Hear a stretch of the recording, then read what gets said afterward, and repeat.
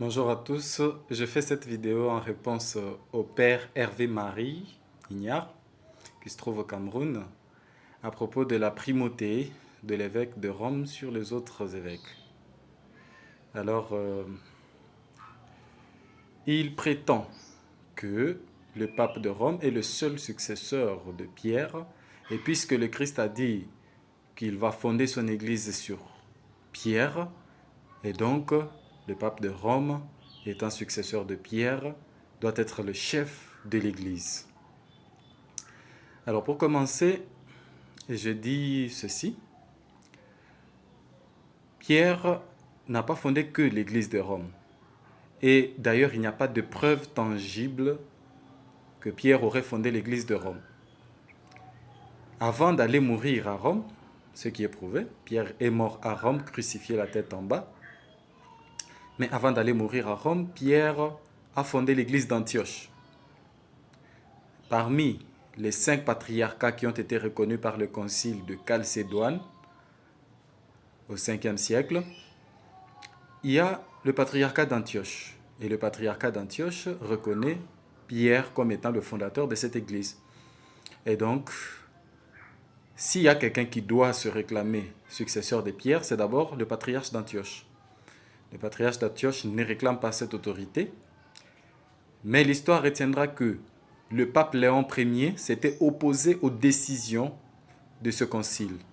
Un concile qui réunissait 150 pères, 150 évêques.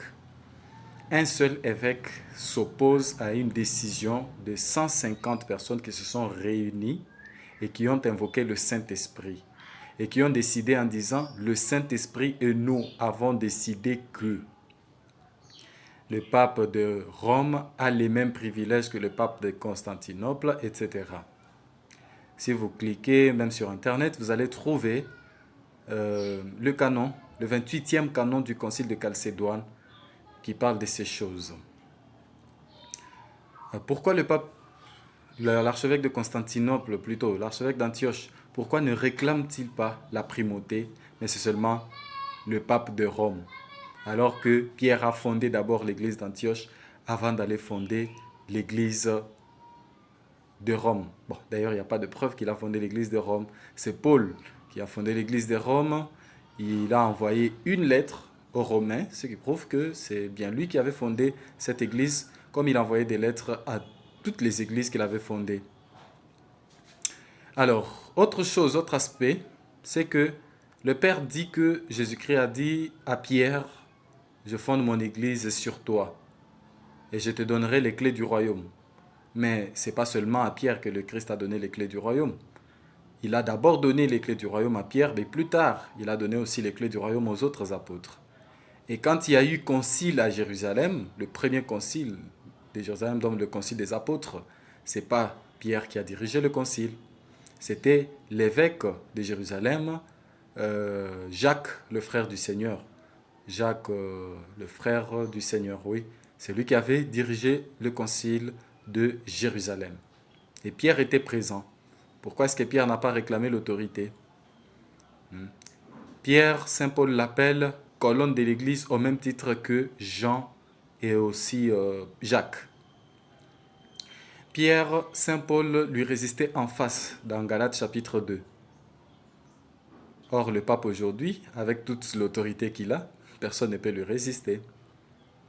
Alors, c'est quelle idée de réclamer un pouvoir charnel, insister, faire des émissions tout le temps pour réclamer un pouvoir politique, un pouvoir juridique en falsifiant l'interprétation des textes bibliques pour se l'accorder? Quelle est l'idée cachée derrière cette affaire? Avec tous les respects que j'ai au Père Hervé Marie, moi je suis encore laïque, hein, je m'excuse, mais avec tous les respects que j'ai au Père Hervé, j'ai voulu faire cette petite vidéo pour répondre à cette histoire, car il ne cesse de la répéter chaque fois qu'il fait ses émissions. Et je le remercie beaucoup parce que j'apprécie ses émissions et je les écoute bien. Ça m'aide beaucoup à m'enrichir sur le plan théologique afin de savoir faire face à l'ennemi et aux hérétiques. En tout cas, merci beaucoup, Père, et merci à tous.